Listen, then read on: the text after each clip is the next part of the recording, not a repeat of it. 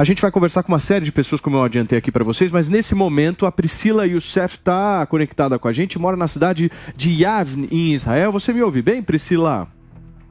Sim, estou ouvindo. Seja muito bem-vinda. Eu queria entender um pouco como é que está a situação por aí. Ok. Bom, eu moro na cidade de Yavne, ok? É no centro de Israel. Eu vou te dizer que na minha cidade, entre aspas, as coisas estão um pouco menos problemáticas, porque aqui a gente não está tendo esse bombardeio todo que teve no sul. Então, tem supermercado aberto, tem farmácia aberta. Ontem foi um Shabat e eu vi no parquinho, tinha pouquíssimas crianças, mas tinha um pouquinho, mas está todo mundo apreensivo, porque as sirenes ainda tocam. A gente escuta, a gente chama de booming aqui, são as grandes explosões, né? Então a gente escuta e a gente fica com medo. Apesar da minha cidade não ter tocado sirene tantas vezes, eu estou próxima de uma cidade que se chama Ashkelon. Vocês devem ter visto muito nas reportagens do Brasil. Então a gente escuta muito Ashkelon e Ashdod, que é o porto de Ashdod, né? Mas eu estava em Sderot no sábado, quando tudo começou. E Sderot fica a 1 quilômetro da faixa de Gaza. Sim. E foi uma manhã muito, muito difícil. As informações não estavam chegando, porque, como vocês viram, foi um ataque surpresa, então ninguém imaginou. Infelizmente, naquela cidade, Sderot, as sirenes são comuns, faz parte do dia a dia da população, porque o Hamas gosta muito de assustar e fazer guerra psicológica, e então a população já estava acostumada, então ninguém deu muita importância para a primeira sirene de 6:30 da manhã, entendeu? Só que quando aquilo começou a intensificar muito, a gente achou muito estranho. Até aí, a gente não sabia da invasão terrestre, tá? Então as pessoas estavam circulando na rua. Foi muito assustador quando a gente se deu conta que a gente estava numa casa térrea. Eu estava com os meus 3 filhos na casa dos meus sogros, com o meu marido, o meu cunhado e uma sobrinha. E a gente virou refém, porque não podia sair na rua. A gente começou a ver o que estava passando na televisão. Eles sequestraram a delegacia de polícia. Tá? Isso durou muitas horas, teve muito tiroteio, e a gente, inclusive de madrugada, com tudo fechado, com as luzes todas apagadas da casa, sem fazer nenhum barulho, a gente escutava o tiroteio das metralhadoras, e a gente não sabia se era o nosso exército ou se eram os terroristas. Tá? Foi um grande sufoco, a gente conseguiu escapar. No domingo de manhã, quando a gente percebeu que as bombas tinham parado um pouco, nós arriscamos, porque a gente não podia ficar mais lá. Então, colocamos as crianças no carro e viemos para Yavne. Só que no meio teve explosão, tá? E a gente via blitz. Eu vou dizer para você, foi muito aterrorizante. Eu não sei como eu consegui dirigir. Mas eu só pensava na segurança dos meus filhos.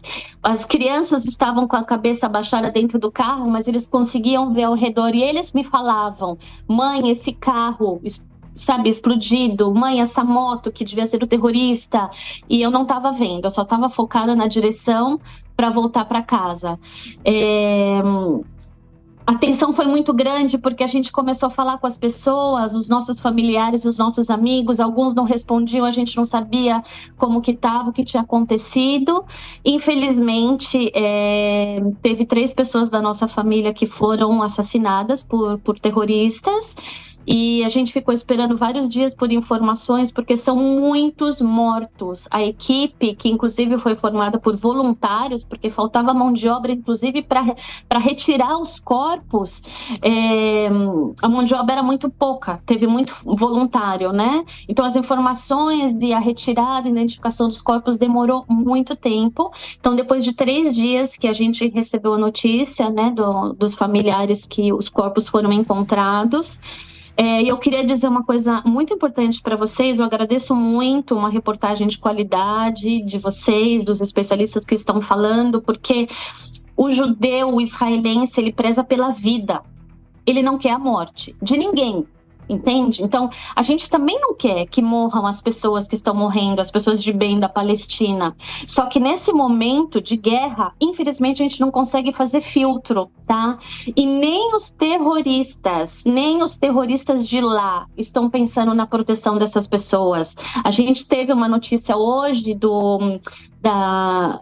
uma pessoa de alto escalão do exército que o próprio Hamas está impedindo os palestinos de saírem, de fugirem, entendeu? Eles estão fechando algumas saídas. Então, eles não pensam no próprio povo. E o que eles fizeram aqui foram atrocidade. Dizem que são animais, mas nem animais fazem o que eles fizeram aqui, né? Então, eu prezo muito pela vida de todas as pessoas, principalmente da minha família, dos meus amigos, de todo o povo de Israel que está sofrendo. Somos uma grande família. Aqui são 7,5 milhões de judeus aproximadamente, tá? A população de Israel é formada no último censo de 9,3 milhões de pessoas, sendo 7,5 milhões mais ou menos de judeus. Todo mundo tem ou uma pessoa na família ou mais que morreu ou conhece alguém. Então é uma grande família, é um sofrimento muito grande. Eu tive 3 enterros para ir. É muito triste você receber essas ligações ou ver todas as mensagens de pessoas queridas perdendo filho, perdendo neto, sobrinho, marido, né? A gente está rezando muito para todos os nossos soldados voltarem vivos. A gente está torcendo para que a gente vença, mas eles têm que voltar vivos. São pais de família, são netos, sobrinhos, esposos de pessoas que a gente ama, de pessoas da nossa família, que a gente não quer que morra, mas a gente tem que acabar com o Hamas. Enquanto o Hamas existir, não vai haver paz, nem em Israel e nem no mundo, porque era o que vocês estavam falando, né? Eles vão unindo as forças e com a guerra psicológica também, eles conseguem colocar Hezbollah, Jihad Islâmica e todo mundo no mesmo pacote. Todos querem atacar agora. Isso é todo mal. Eles não querem o bem de ninguém, eles não querem proteger a Palestina, eles não querem libertação da Palestina, eles não querem acordo de paz com a Arábia Saudita, eles só querem o mal, sangue. É horrível o que eles fizeram. Eu acho que vocês estão vendo as cenas na televisão, eu nem vou entrar em detalhes, claro. Coisas horríveis. Mas eu acho ser humano que tem um mínimo de misericórdia não faria. Priscila, isso que você está falando eu acho que é super importante. Nós estamos aqui no 9º dia de cobertura. A gente já viu diversas cenas, a gente já viu coisas horríveis sendo promovidas, a gente está vendo uma guerra. E eu acho que vale aqui para toda a nossa audiência o nosso compromisso com a honestidade intelectual nesse momento. Esse é um momento em que não há a possibilidade de haver nenhum tipo de equivalência moral entre Israel e o Hamas. Se por um acaso vocês verem qualquer figura pública fazendo esse tipo de equivalência, essa pessoa está faltando com a verdade e com um compromisso minimamente decente de expor os fatos. O fato é, nós temos um grupo terrorista que fez um ataque absolutamente covarde, nojento, que matou milhares de pessoas inocentes e que nesse momento está recebendo uma resposta por parte de uma democracia. Aliás, a única democracia que ainda resiste naquela região. A gente precisa reiterar isso aqui para a nossa audiência, porque o nosso compromisso é esse, Priscila. Não dá para se fazer nenhum tipo de equivalência moral. E eu acho que qualquer tipo, nesse momento, de cessar fogo por parte do governo de Israel seria um presente dado aos terroristas. Nesse momento, o cessar-fogo é entregar o presente que esses terroristas querem, de justamente terem feito tudo o que fizeram. Infelizmente, a gente vai passar por situações muito difíceis agora e cabe a nós também sempre cobrarmos as questões humanitárias que são necessárias aqui. Nós estamos vigilantes também em relação a isso e tentando passar a informação da melhor maneira possível. Agora, o que não dá é para a gente tornar Israel um vilão nessa história e simplesmente dizer que o Hamas está fazendo algum tipo de resposta. Isso não existe resposta plausível ao que foi feito pelo Hamas. Exato. Não há nenhum tipo de causalidade que possa existir é uma com guerra esse tipo sem de resposta. princípios. Então acho que vale a gente pontuar isso aqui, Priscila.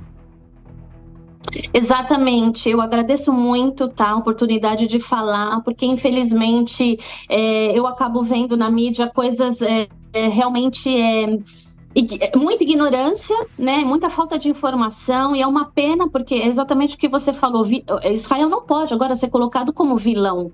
Tá? Ele tem todo o direito de se defender, foi um ataque terrível. Israel dá o direito, dá a oportunidade das pessoas de bem da Palestina saírem de lá. Tá? São enviados panfletos, são enviados comunicados, eles sabem que eles têm que sair de lá, porque a gente não quer matar ninguém. Mais uma vez, o israelense, o judeu, ele preza pela vida, não pela morte, seja de quem for. Tá? Então, a gente dá essa chance dessas pessoas saírem de lá, das crianças saírem de lá, porque a gente quer atacar as bases militares, depósito de munição, a inteligência, o banco e principalmente os locais onde eles estão saindo, os túneis. Tá? Chegou uma informação aqui em Israel de que os túneis que eles construíram há muito tempo, porque eles estavam planejando isso há muito tempo, é algo como os túneis do metrô de Londres, gente. São coisas surreais. E é simplesmente pelo fato de matar. Não tem princípios nessa guerra, entendeu? Eles não estão lutando por causa nenhuma. É simplesmente o fato de matar, de se sentir no poder, sim, entendeu? De querer tomar o território da gente. Vocês se preparem, vai ter retaliação muito forte de Israel. Tá?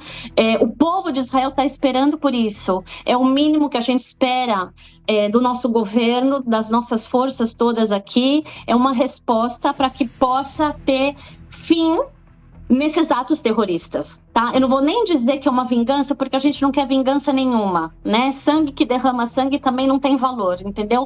Mas o terrorista tem que morrer, os túneis têm que ser completamente destruídos, porque eles ainda estão saindo de lá. A gente ainda vê na televisão várias cidades com terroristas ainda chegando. Então, eles já perderam muita força, tá? Eu vou falar para vocês que a gente está escutando muito menos bombardeamento do que antes, mas eles não desistem. Eles sabem que Gaza vai ser atacada, eles não desistem. Um pouquinho da sua paciência, só pra gente fazer uma última pergunta pra Priscila, que ela tá com um tempo escasso lá, ela tá na cidade de Yavne, lá em Israel. Você quer fazer uma pergunta pra ela, Maurício? Fica à vontade. Olá, Priscila, boa tarde, boa noite aí em Yavne. Vocês estão nos ouvindo? Boa noite para vocês. Bem, acho que a Priscila já falou pra gente do sentimento, de tudo que eles têm passado. Eu queria apenas manifestar aqui a nossa solidariedade aqui no Brasil, de todos nós, do povo brasileiro, da colônia judaica em São Paulo e no Brasil.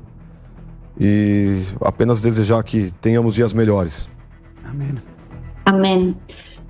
Vocês estavam entrevistando, muito obrigada de verdade, a gente precisa mesmo dessa força.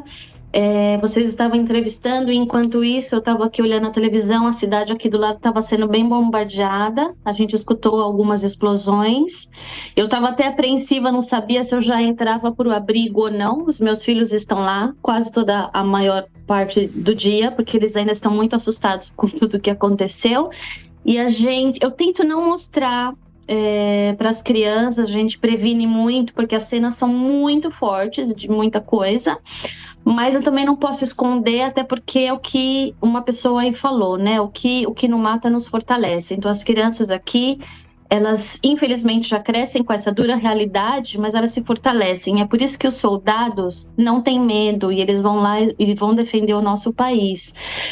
A gente fica aqui assustado, apreensivo, não sabe como que vai ser a noite. Eu vou contar para vocês um pouco como que está a rotina na maior parte das casas dos israelenses hoje. Quem está morando nas cidades mais críticas, que são mais próximas das fronteiras, né, tanto do norte quanto do sul, as pessoas estão a família inteira dormindo, né, nos abrigos, aqui a gente chama de mamad.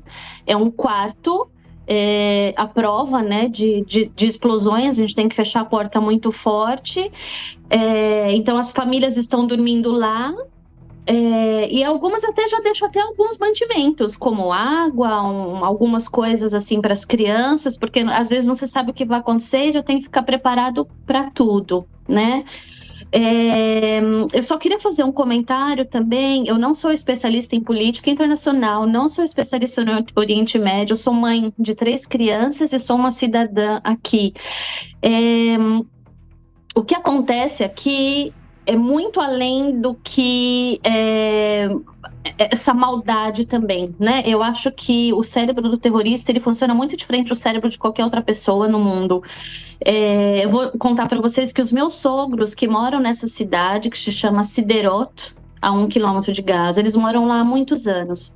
Nos anos 70, eles me contam, porque eu pergunto para eles, né, como que era a vida antes? Porque hoje é tão horrível, é tão assustador, você tá lá cozinhando, de repente, pá, sirene, você tem que sair correndo, você não sabe onde está seu filho, você sai correndo para buscar o seu filho no quintal para colocar no abrigo. Antes não era assim. Eles me contaram que nos anos 70, eles iam com os amigos para a praia em Gaza, eles iam nos dentistas em Gaza, eles faziam compras, a passagem era livre. Quando chegou o Hamas, né, que é quando ele foi eleito na década de 80, tudo mudou.